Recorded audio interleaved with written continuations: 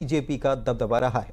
खास बात यह भी है कि दिलीप सिंह जूदेव को छोड़कर बीजेपी ने मुंगेली से ही उम्मीदवार उतारा और जीत भी दर्ज की। 1991 के बाद से बीजेपी ने 7 बार यहां से जीत दर्ज की है। बिलासपुर का क्या है सियासी समीकरण और कैसे बीजेपी का बना दबदबा, देखते हैं रिपोर्ट। छत्तीसगढ़ की हाई प्रोफाइल सीटों में शामिल बिलासपुर की राजनीति का असर प्रदेश की सियासत पर भी पड़ता रहा है। लोकसभा चुनाव की बात करें तो नए राज्य गठन के बाद इस सीट पर बीजेपी का दबदबा देखने को मिला। बिलासपुर लोकसभा सीट का 3 बार परिसीमन हुआ। शुरुआत में ये सामान्य वर्ग के लिए आरक्षित थी। इसके बाद इसमें बदलाव करते हुए इसे अनुसूचित जाति वर्ग के लिए आरक्षित कर दिया गया। साल 2009 में इसे एक बार फिर सामान्य कर दिया गया।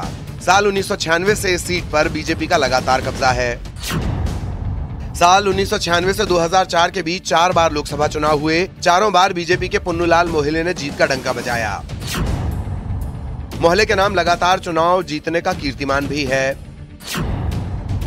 मोहिले के बाद बीजेपी के दिग्गज नेता दिलीप सिंह जूदेव चुनाव लड़े। साल 2009 में जूदेव बिलासपुर से सांसद बने। 2019 में कांग्रेस ने पूर्व मुख्यमंत्री अजीत जोगी की पत्नी डॉक्टर रेणु जोगी को प्रत्याशी बनाया था, लेकिन वो हार गईं। साल 2014 के चुनाव में बिलासपुर सीट एक बार फिर चर्चित हुई। पूर्व प्रधानमंत्री अटल बिहारी वाजपेयी की भतीजी करुणा शुक्ला को कांग्रेस ने यहां से उम्मीदवार बनाया, लेकिन सर्वाधिक वोटों के अंतर से चुनाव हारने का कीर्तिमान करुणा के नाम रहा। 1,75,000 वोटों के अंतर से वो बीजेपी के लखनलाल साहू से चुनाव हार गईं। तब समूचे देश के साथ ही बिलासपुर लोकसभा सीट में भी पीएम नरेंद्र मोदी की लहर का जोर दिखाई दिया। 2019 में यहां से बीजेपी के अरुण साव ने जीत दर्ज की। 2024 के लोकसभा चुनाव के लिए बीजेपी ने तोखन साहू पर दांव खेला है। भारतीय जनता पार्टी अपनी प्रक्रियाओं के तहत प्रत्याशी तय करते हैं। जब टीवी में देखते हैं आप ही लोगों के माध्यम से, तो पता चल रहा है कि भाई हमें भी प्रत्याशी बनाया गया है। हम भारतीय जनता पार्टी के कार्यकर्ता हैं, काम करते रहते हैं, जो जवाबदारी मिलती है बहुत ईमानदारी से करते हैं, और इस बात की जानकारी तो आप ही लोगों के माध्यम से होता है।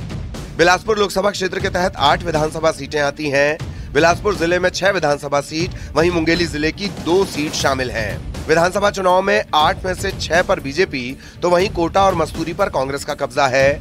ऐसे में जानकारों की माने तो बीजेपी का पलड़ा इस सीट पर भारी है। कांग्रेस के पास सच कहूँ तो अभी स्थिति ये है कि प्रत्याशी चयन को लेकर हचपच की स्थिति बनी हुई है। कौन बनेगा यहाँ पर, कौन सामने आ रहा है?